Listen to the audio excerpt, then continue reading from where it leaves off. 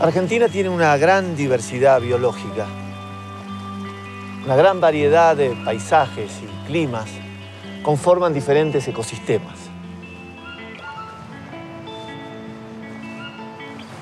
En nuestro país se han identificado 19 ecorregiones que reflejan esta enorme diversidad de hábitats. La clasificación de estas ecorregiones está basada fundamentalmente en los criterios de una disciplina que estudia la distribución de plantas y animales sobre la superficie terrestre y los procesos que la condicionan a lo largo del tiempo. A esta disciplina se la conoce como biogeografía.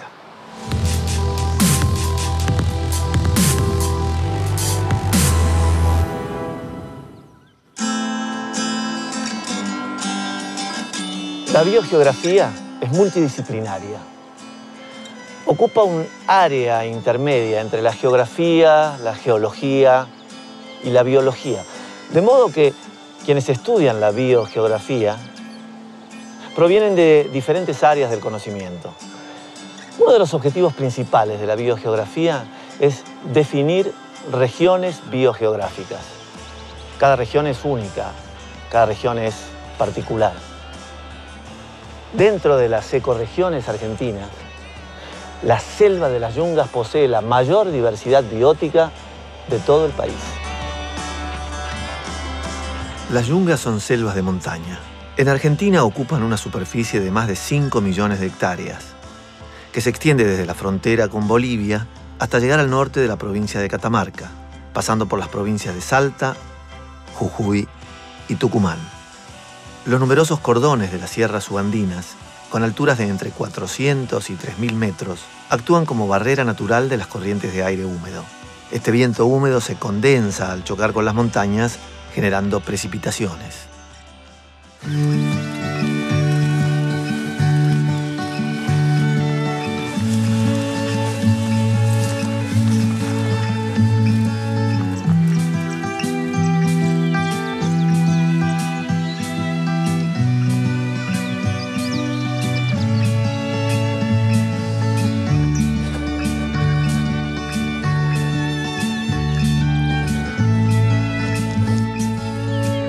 La presencia de montañas es la clave del funcionamiento de las yungas. Las precipitaciones que gracias a ellas se generan son la causa de que aparezcan estas islas de vegetación selvática en medio de un mar de vegetación más seca. Estas características, sumadas a cierta estabilidad ambiental a lo largo de miles de años, dan lugar a esta particular biodiversidad de las yungas. Las yungas presentan una gran diversidad ambiental gracias a su gradiente de altura. El nivel de precipitaciones y la temperatura varían a lo largo del gradiente, generando diferentes microclimas. Estas condiciones climáticas determinan la presencia de bosques en la base, selvas en las laderas y otros bosques y pastizales en las cimas, dando lugar a una diversidad de ambientes con una flora y fauna características. Entender cómo las distintas actividades del hombre pueden influenciar y modificar este ecosistema a lo largo del tiempo es crucial. Conocer la estructura y dinámica de las yungas nos brinda herramientas para la preservación de su biodiversidad y sus ecosistemas. Ricardo Grau y su equipo se adentran en las yungas para conocer su dinámica de crecimiento. Las plantas son los principales jugadores que regulan el funcionamiento de un ecosistema. Entender su dinámica implica entender los flujos de materia, de energía, de agua y de biodiversidad. En particular, lo que nosotros hacemos es estudiar los cambios en los bosques a distintas escalas. En estudios de largo plazo podemos comenzar a inferir ¿qué es lo que está pasando en un bosque? Un bosque es una entidad biológica, llamémosle, que a los ojos normales es muy estático. Uno ve un bosque y vuelve al año siguiente aparentemente no pasa nada, pero las cosas pasan a escalas de décadas, inclusive de siglos. Los cambios de uso del territorio, los cambios en la ganadería, los cambios en la agricultura son fundamentales, son probablemente el factor de cambio más importante a escala de décadas.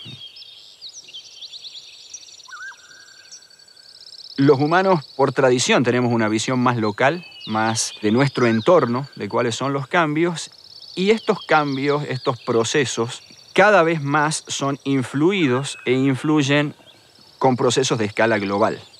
Nosotros trabajamos en un margen espacio-temporal en lo cual esos cambios globales están afectando hoy, en el día a día. La deforestación del Chaco hoy está en buena manera motorizada por el consumo de carne por la clase media china, por ejemplo. El abandono de las tierras marginales agrícolas de las yungas está en buena medida asociado a que en el Chaco o en la pampa húmeda se producen alimentos mucho más baratos, entonces no tiene sentido producirlos acá. Nuestro aporte, yo creo, a la sociedad desde el punto de vista de cómo la informamos o cómo le damos percepciones nuevas es fundamentalmente a través de tratar de comunicar y de entender cómo esos procesos globales afectan el ecosistema nuestro del día a día, en el cual experimentamos los cambios en los regímenes hídricos, las inundaciones, experimentamos un ambiente en el cual podemos salir a caminar, a ver aves, a andar en bicicleta, experimentamos un ambiente en donde ocurren las interacciones locales, pero que a su vez están conectadas de manera estrecha y creciente con procesos globales. Los investigadores miden el diámetro de los árboles y perforan sus troncos a diferentes alturas para extraer muestras de madera.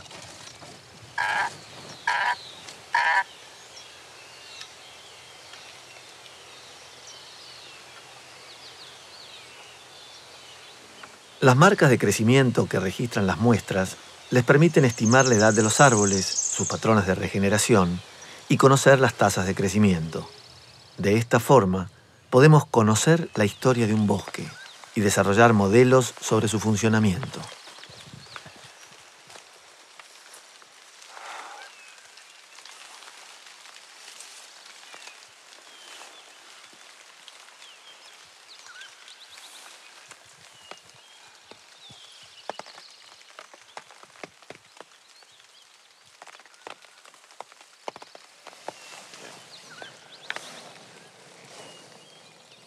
Cada especie cumple un rol en su comunidad. Todo funciona como un gran organismo. Por eso un pequeño disturbio en el hábitat puede tener una gran consecuencia ambiental. Así es como la presencia o ausencia de determinadas especies de la zona pueden ser utilizadas como indicadores de la salud de este ecosistema.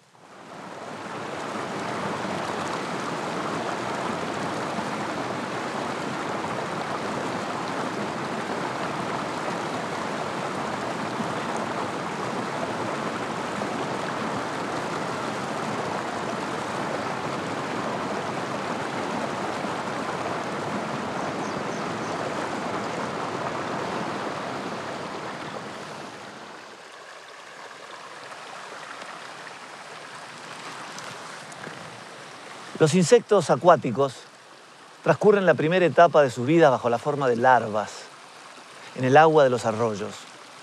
Luego se transforman en insectos adultos voladores para vivir en los márgenes de los ríos, los bosques y los campos de cultivo.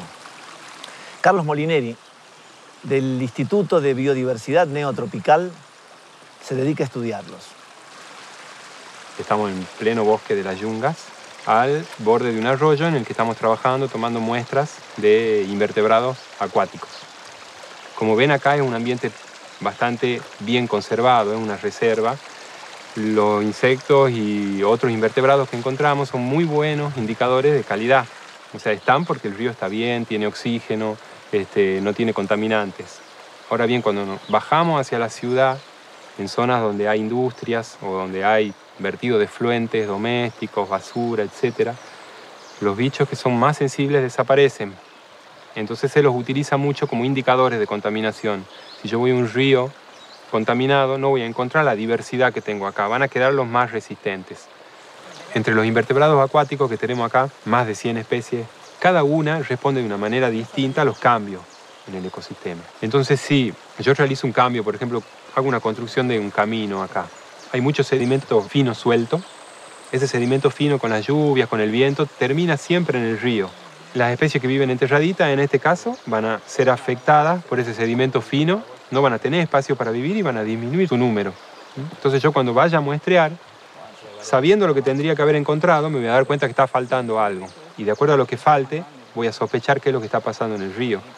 Es bien importante esto de que los bichos son centinelas de los ríos, porque si yo voy con un aparato a medir el oxígeno y lo mido 15 minutos después o una hora después que pasó la pluma de contaminación, no voy a encontrar nada. Pero como estos bichos viven ahí, en la comunidad sí voy a encontrar una respuesta. Yo puedo ir hasta una semana después del vertido de efluentes y los bichos me van a estar diciendo si algo raro ha pasado en ese río. La biografía como disciplina a nivel global, a nivel planetario, el aporte más importante que me parece que da a mí es ponernos en contexto, en escala, al humano, en lo que es la naturaleza de la que forma parte. La biografía nos pone en un contexto, ¿por qué? Porque la biografía estudia cómo eran las distribuciones de los animales y plantas, no solo ahora, sino en el pasado remoto, antes de que nuestra especie apareciese.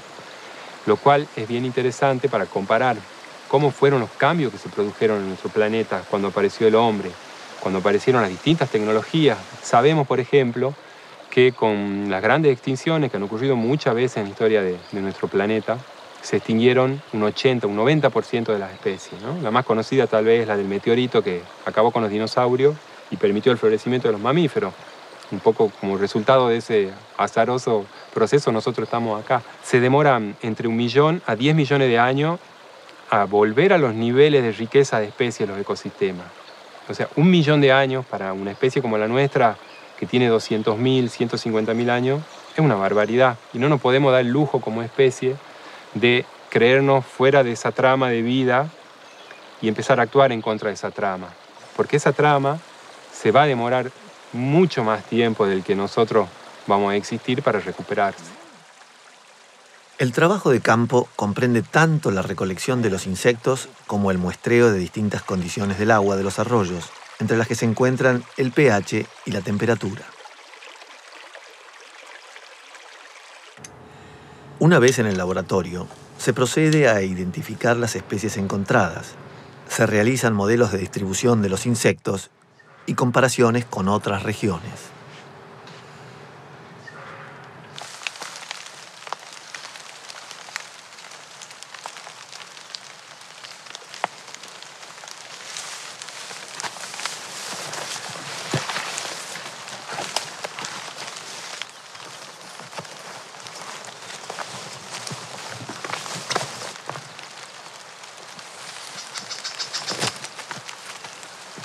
Las especies animales que habitan la yunga cumplen diferentes roles ecológicos. Los murciélagos son una de ellas. Alimentándose de insectos y esparciendo las semillas de plantas autóctonas, resultan fundamentales para mantener en equilibrio al ecosistema. Estudiarlos es una tarea compleja. Ignacio Ferro estudia las comunidades de roedores y murciélagos que habitan las yungas. Tiene como una prominencia ahí, ¿ves? Ah, sí.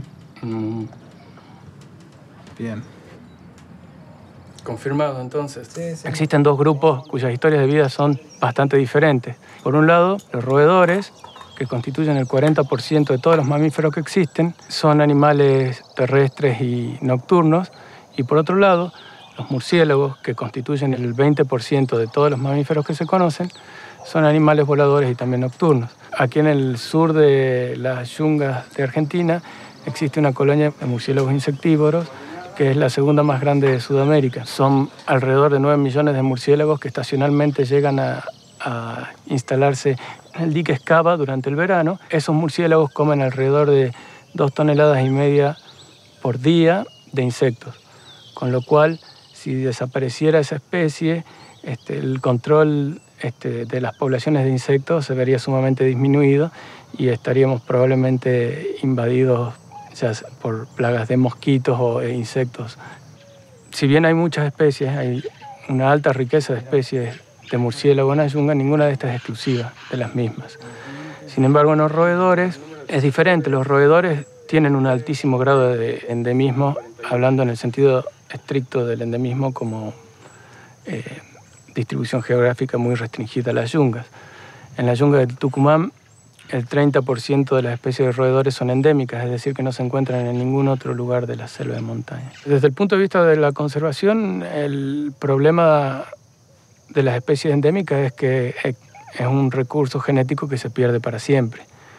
Si se extingue una especie que solamente habita aquí en la yunga de Tucumán, no se la recupera de ninguna forma nunca más.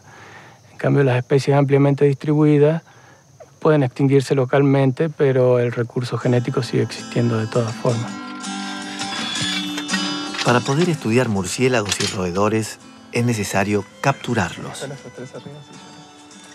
Durante el atardecer, los investigadores colocan redes de niebla en los claros de los bosques, sobre cuerpos de agua como ríos y arroyos, o junto a plantas que presentan frutos de los cuales los murciélagos se alimentan. Ahí quedó, perfecto. Las trampas para capturar roedores se colocan al azar en el interior del bosque. Allí permanecerán durante toda la noche.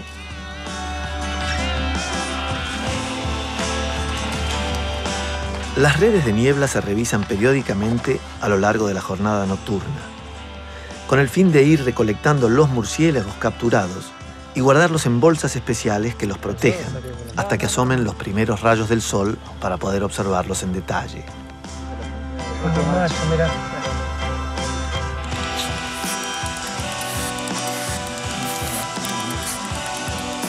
¿Tenés eso?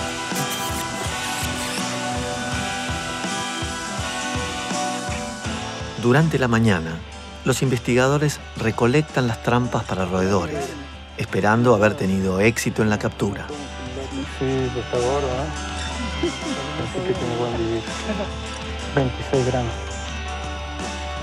El último paso del trabajo de campo consiste en tomar nota del tipo de especie, medidas, sexo, peso y condición reproductiva de cada uno de los murciélagos y roedores capturados para luego liberarlos. Pesa 63 gramos. Libre.